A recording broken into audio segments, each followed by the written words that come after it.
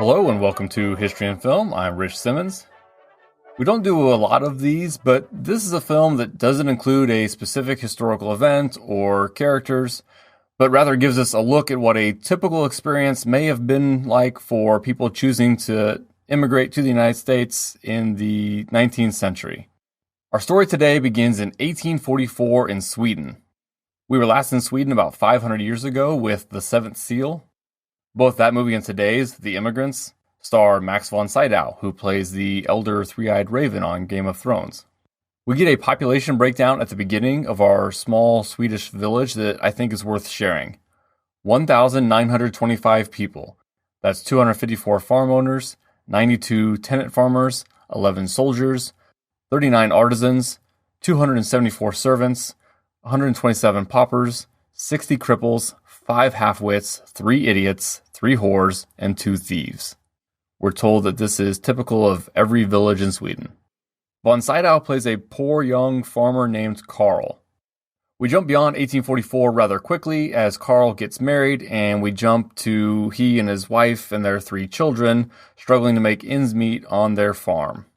Karl's brother and other neighbors start floating around the idea of emigrating to the United States for the opportunity at a better life. They do account of all the various lords over them in Sweden, the king, the governor, the sheriff, etc., and get to 6 or 7 layers of supposedly better men. They like the American idea that all men are equal. As the eldest son of their family, Karl has inherited their father's farm. His brother, meanwhile, legally owns a share of it, but has to seek employment elsewhere. He doesn't like his job, and his boss beats him. Apparently, they had you sign contracts of employment, and if you stop showing up, your boss could call in the local sheriff and force you to work. They all know they'll have to work hard in America, but they believe that you can actually improve your lot in life by doing so, as opposed to Sweden, where they feel that no matter how hard they work, they'll always be simply treading water, so to speak. We also meet Karl's wife's uncle, who runs into trouble for administering religious sacraments without being an ordained minister. Basically, he was serving poor sinners who the church had abandoned, like a woman called out for being a whore by the man who paid for her, but he is still allowed at church.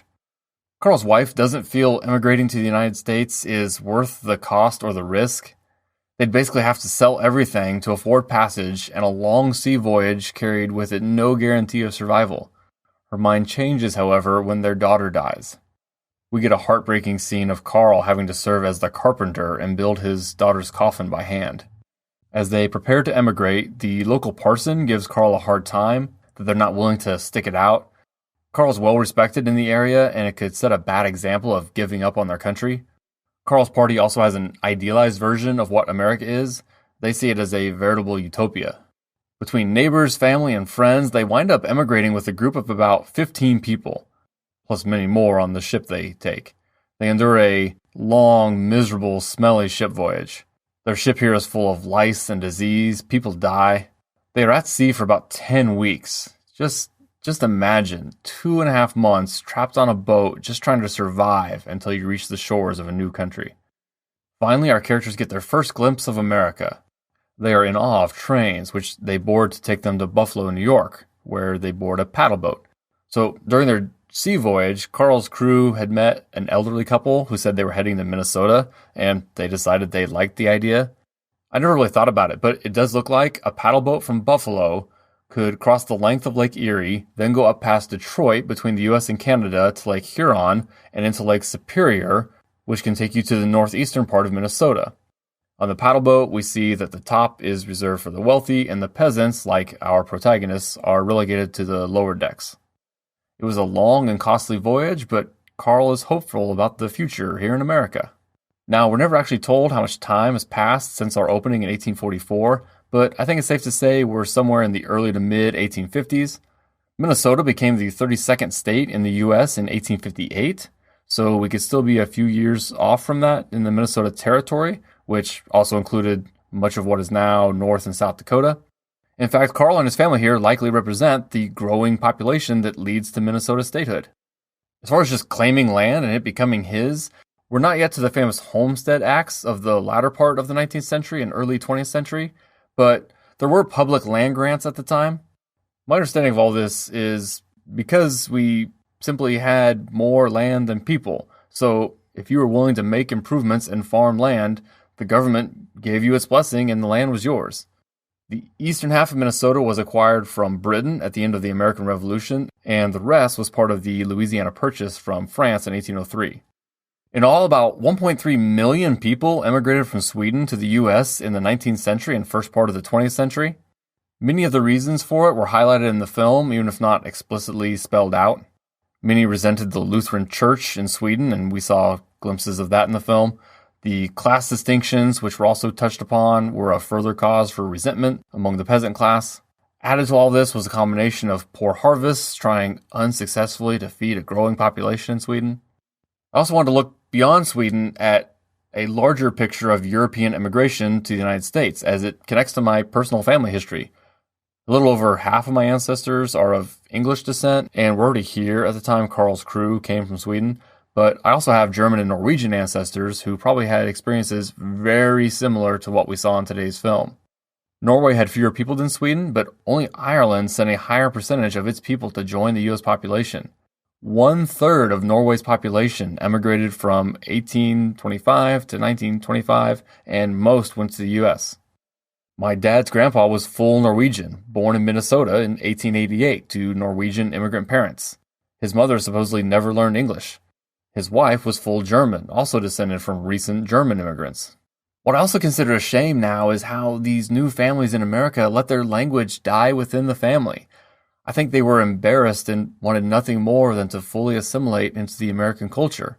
My grandma would reportedly ask her father the Norwegian words for things, and he'd just say, "We're in America now, we speak English." I think I'm just jealous because how cool would it be if I had grown up learning Norwegian or German? And we do still see signs of all this immigration today. The NFL's Vikings play in Minnesota because of that state's Scandinavian ties. Here in Kansas, we have communities like Lindsborg, whose high school mascot is the Vikings, and whose college mascot is the Swedes. And they always seem to have several tall, blonde athletes whenever we compete against them. Again, we are very much connected to history. It's easy for us to feel like it's this separate thing that we can study, but that had no influence on our personal lives of today. But that's just not the case. Well, I would also share the supposed story of how my German 3 times great-grandparents met. This is quoting from something that someone in the family had written down at one point. Teresa's father died, and the eldest brother became the head of the household at the age of 18 or 21 years of age. There were 8 children in the family, and Teresa finally persuaded her brother to give her permission to go to relations in Pennsylvania. She refused to marry anyone her brother suggested. In 1853, at the age of 21, she left Germany. The brother hired a couple to escort her to the United States, giving them money and her dowry. Women were not supposed to be able to handle money. She became very ill on the ship. Joseph Dell noticed no one else seemed to be helping her, so he did. It must have been a very large ship or very overcrowded because Joseph was unable to find her escort, and when they landed in New York, he took care of her luggage. He found a place for her to live. She wrote to her relatives in Pennsylvania. In the meantime, Teresa worked in a glove factory. An uncle from Pennsylvania finally arrived in New York, but would not consent to the marriage as Joseph Dell was not in the same class of people. Dell had left New York, but kept track of Teresa and went to Pennsylvania to visit her. They either eloped or Teresa wore the family down, and they married in 1854 in New York. The so-called potato famine in Ireland was in the mid to late 1840s, leading to their own mass emigration. The majority of Americans were Protestants, so waves of new Catholics from Ireland were subject to discrimination. Also, a crazy stat about Ireland, more Irish people have left Ireland than were ever in Ireland at any one time. That's confusing. Let me say it this way. In the last 300 years, more than 9 million Irish have emigrated. Ireland's peak population was less than 9 million. Chinese immigration to the western United States was on a far smaller scale, though still significant, and also in the 19th century. Unlike what we saw in today's movie, Chinese immigrants were more likely to be young men coming over alone to earn money, leaving their families initially behind. They also faced racial discrimination, with laws even being implemented to halt Chinese immigration and prevent them from marrying whites or becoming citizens. And that's really all I have this week. Again, it's tough when we don't have specific people or events to discuss, but I still thought this was an important piece to include. Elsewhere in the world around this time, Karl Marx's Communist Manifesto was published in 1848. The Suez Canal, connecting the Mediterranean to the Red Sea and ultimately the Indian Ocean, was constructed in the late 1860s. In 1872, Yellowstone National Park, the first national park in the world, was established. And next week, we'll travel for the first time to South Africa as the British Empire battles a local kingdom in the 1964 film Zulu.